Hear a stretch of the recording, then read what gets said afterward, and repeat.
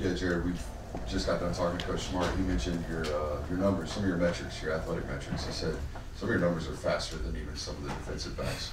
Talk about your athleticism and just talk about what it provides you as a center specifically. Yeah. I don't really talk about this a lot, but I played soccer growing up most of my childhood, so I really feel like the athleticism came from that. But, bringing it over to the center position, I feel like it's really unique. Watching film, you see really athletic guys, but, I kind of watch myself, and it's like it's a tad bit faster, So, just bringing athleticism to especially this O-line with, the two big guys I got on each side of me. So it's just another, I guess, like extra puzzle to the piece, if you will. Yeah, Jared, just how has Sedrick helped you in that transition to center, be it watching him or, tips and pointers that he's given you? Sid, I guess his leadership, like everybody knows about his leadership, is world renowned. So, Sid, it's just, I can't even put into words how great of a leader he is. And, I wouldn't even have to, go ask him a question. He would lead so much that he would say things that just would answer other people's questions that, maybe a young guy who's not, who's kind of scared to maybe raise his voice and ask a question, maybe, he would answer your question just by leading the whole group. So, it was probably one of the easiest transitions I've ever had, just because I've had a great leader in him. Jared, when you look to this spring, what are the areas that you're focused on improving on? What are sort of the things you're looking at you want to get better at by the end of spring?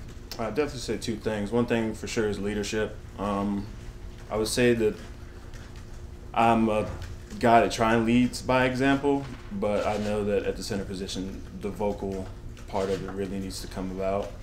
And what was the second part of the question? Just any of the factors that you're Oh, and also finishing at the second level. I feel like, handling the first level, getting the calls right. I feel like I'm pretty good at that, pass protection, but I feel like getting on the linebacker and finishing and running through him, running through my feet. So that's good.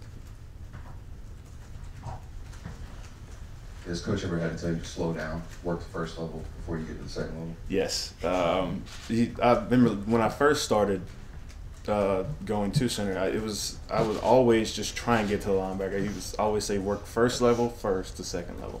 So yeah, it was definitely a challenge there.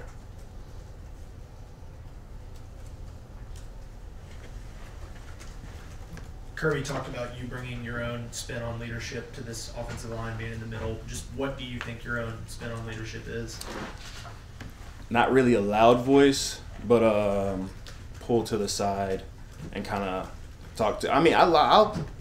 I'll talk loud enough, but I like to just pull a guy off to the side and kind of teach him a different way of learning something, or just hearing a different perspective on things. Because coach will tell you something, but if you only view it in the coach's perspective, then it'll kind of keep you in a box. But if you hear a different player's perspective on things, then it'll make you think outside the box. So, yeah. You touched on the big guys next to you. Obviously, having an experienced guy like Ratledge has to make you feel comfortable, but also have a bunch of other guys playing at the left. How nice is it to have someone as experienced on your right side, and then obviously someone else with plenty of starts, and Dylan Fairchild on your left? Yeah, I feel like it's really nice with having experienced guys beside me, but I don't really think it'll happen or go good unless we're not connected and know each other off the field and know our whys and know who we are outside of football, Like the left guard, Dylan Fairchild, that's my roommate. I live with him. Ernest, I'm always with him. Tate is just Tate. You can't really, I don't know. Tate's just Tate, and trust is trust. So I would say we were one of the most connected groups in the team. Everybody's connected, but I feel like everybody could say this is something about the O-line and the connection in that room that's really special. Dave Ratledge had nice things to say about you. You said you were really good with your mic calls. Do you have something nice you can say about Tate? I love Tate. Tate's a very outgoing guy. He'll say anything and everything, which I love about him, but I love Tate overall as a person. Jared, what does this theme, Assume Nothing, mean to you? I know you guys are doing that as part of your school sessions this year. How are you taking that to, as you look at this year? Especially, I would say at the center position, you can't assume something is going to happen, because I feel like everything happens within a split second. So if you assume something's going to happen, then the complete opposite will end up happening. I feel like if you just go in with an open mindset, expect the bad, expect the good, try and feel everything that you can, and just be expected for anything that could happen. Yeah, Kirby's talked about, freshmen coming in and needing to lose weight and then successfully doing that. That transition from when you're in high school or coming into college, how difficult is reshaping your body, whether you're trying to gain weight or, in often case, lose weight? Yes, I feel like it's very difficult, but I mean, it's also what you want what you want to shape your body into. But I feel like it's even easier with the people around this building. Our nutrition staff, strength staff, coaching staff, like everybody's great. It'll just make that hard transition a little bit easier when transforming your body, because it'll be hard. You'll do a lot of extra running, extra lifts. You might eat things that you don't want to eat, but in the end, when you see the progress and it's happening, it's really nice. Yeah, you mentioned wanting to pull guys to the side, correct them, things like that. One, is that hard when you're trying to pull a guy aside like Tate or Tress, who's just played a lot more than you have? Two, how do you try to overcome that as a guy, as a center, as the leader of the offensive line now? I don't really think it's a hard thing. I've always said this. I think it's always been in me and instilled in me, but it just hasn't been brought out. I have 3 little brothers at home. We're all 2 years apart, so I've always had a voice, in the house. So I feel like it's always been instilled in me. Just haven't had a chance to bring it out yet. Jared, you talked about that connection with your teammates and knowing each other's why. What is your why? My mother. She had me when she was 17. She's been working ever since she was 17. Like, that woman that's my backbone. I do everything for her. And also, of course, my little brothers. Knuckleheads.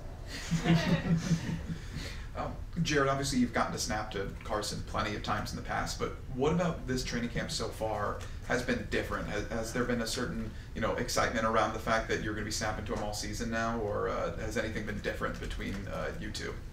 Nothing's been different. Everything's been cool, calm, and normal. My mindset is really make my point, snap the ball, play hard. I'm not really worried about. I know the guys, the guys beside me, we're gonna do our jobs. If we do our jobs, he's definitely gonna do his job. So I'm not really worried about it. Everything's good back there. Kirby said you could outrun some defensive backs, maybe some tight ends. Can we get some names? Nah, you just have to wait and see. Jared Tate was talking the other day about the Joe Moore Award, kind of how the team was, I won't say this, however you want to put it, hasn't won the last couple of years, but that came out and said that is a goal for the group this year. Kind of explain what he's talking about. Like, why is it such a big deal to you guys? I mean, it's always a goal to be the best at, what you're doing at your position or your group position. But, I mean, if we take care of everything in-house, then I feel like everything else will take care of itself as it's supposed to. So, yeah. Yeah, Jared, there's a couple of guys in y'all's room that are having to learn how to play center this spring and this offseason. As a transition you had to make in high school, I don't know if you had any background, but you played tackle, come in here or into college and start learning how to play center. What's the most difficult thing about learning how to snap, and have you given any tips to some of those other guys? Just positioning the ball the right way while snapping the ball. Because I feel like some people point the ball up on the nose and that'll give you a chance to roll it on the grass, which I've done plenty of times. So maybe just flatten out the ball and I've like the guy that's transitioning to center now from high school, I just tell him all the time, worry about the snap. Just snap the ball. Just snap the ball. At the center position, like, you're mainly helping everybody. Like, the guards, they're taking on the initial, strike. But, like, you just worry about the snap first and then everything else. Yeah. What are some of your early impressions on the offensive linemen that have joined y'all so far? Big, athletic, and they all can move. And they all care about their body in this place, and I can tell because all of them have lost tremendous amount of weight. They're running well. They're learning fast. They're a really impressive group. Got time for one more question? Can you tell us about when you got here, did you ever have like a welcome to Georgia moment, and who are maybe some of the tougher guys to block on this current defense? I had, like, the first year I came, I had many of those moments because that D line that was here at the time was Trayvon Walker, Jordan Davis, Devontae Wyatt, Jalen Carter, if I didn't mention him, Nolan. It was every single rep you were liable to get your butt kicked, really. I remember one time JD bull rushed me, and I heard the whistle. He kept going, though. But, yeah, that's pretty much – I've had many of those moments. I can't even put into words how many of those moments I've had. So. Current guys? Current guys. All of them. Warren Brinson, Damon Wilson. Everybody. Jordan Hall.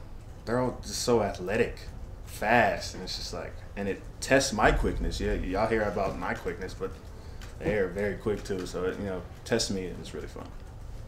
Thank you, Jared. Thanks, Jared. Thank you.